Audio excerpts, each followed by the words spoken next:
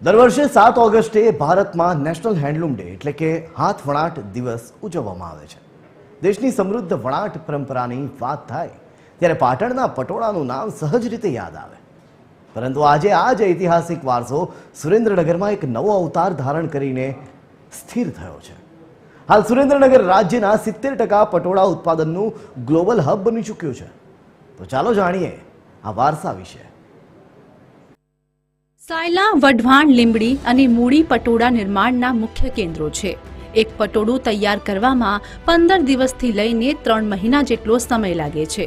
કારીગરોના અથાગ પરિશ્રમ અને ધૈર્યના કારણે આ જ પરંપરા વણાટ કળા માત્ર એક વસ્ત્ર નહીં પરંતુ ગુજરાતનું ગૌરવ બની રહી છે। પહેલા અમને લાગતું હતું કે એનો રેટ કેમ વધારે છે, હવે અમને ખબર પડે છે કારીગર આટલી બધી મહેનત કરે છે, 3-4 મહિના સુધી લગાતાર મહેનત કરે છે, એકદમ ધીરજવાળું કામ છે, ત્યારે જઈને આ એક પટોળું તૈયાર થાય છે અને આ પટોળું ગુજરાતીઓની શાન છે। સારી એમ તો રોજગાર સારું મળે છે, એમ તો સરકાર તરફથી આવે એમ તો બધું સારું બધું મળે છે। એક્ઝિબિશનમાં અમદાવાદ છે, ગાંધીનગર, અમદાવાદ ગમે ઘણી જગ્યાએ બહુ લઈ જાય છે।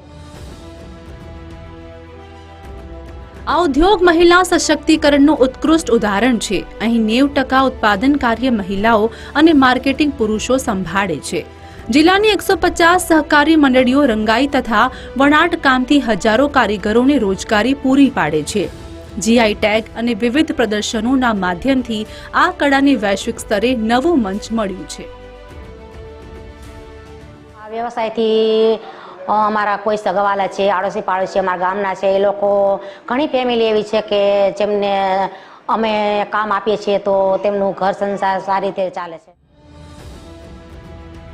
જિલ્લાની 4000થી વધુ હાથશાળ પર 10,000 જેટલા વણકર પરિવારો આ કળા સાથે જોડાયેલા છે, જે વાર્ષિક રૂપિયા 175 કરોડનો કારોબાર ઊભો કરે છે। જીઆઈ ટેગ, સરકારી પ્રોત્સાહન અને 90% મહિલા કારીગરોના યોગદાનથી સુરેન્દ્રનગરનું પટોળું આજે વિશ્વભરમાં ભારતની શાન વધારી રહ્યું છે। બીજું તાણાવાણાનું કામ કરવું હોય, તમામ બહેનો લગભગ 90% બહેનો કામ કરે છે। જેન્ટ્સ તો બધા શું મોટા મેળામાં જવાનું હોય અને એ મહિલાઓ જઈ ન શકે બહારના રાજ્યમાં કે બહારના સિટીમાં, એટલે અમે જેન્ટ્સ જે છે એ માર્કેટિંગ માટે, મેળાઓ માટે, વેપાર માટે તમે જેન્ટ્સ બહાર જઈએ છીએ, મેક્સિમમ કામ બહેનો જ કરે છે।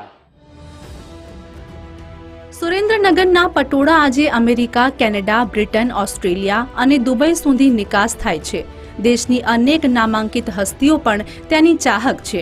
વણાટકરોના પરિશ્રમ અને વારસાના આ સંગમથી સુરેન્દ્રનગરની પટોળા કળા આજે વિશ્વ મંચ પર ચમકી રહી છે।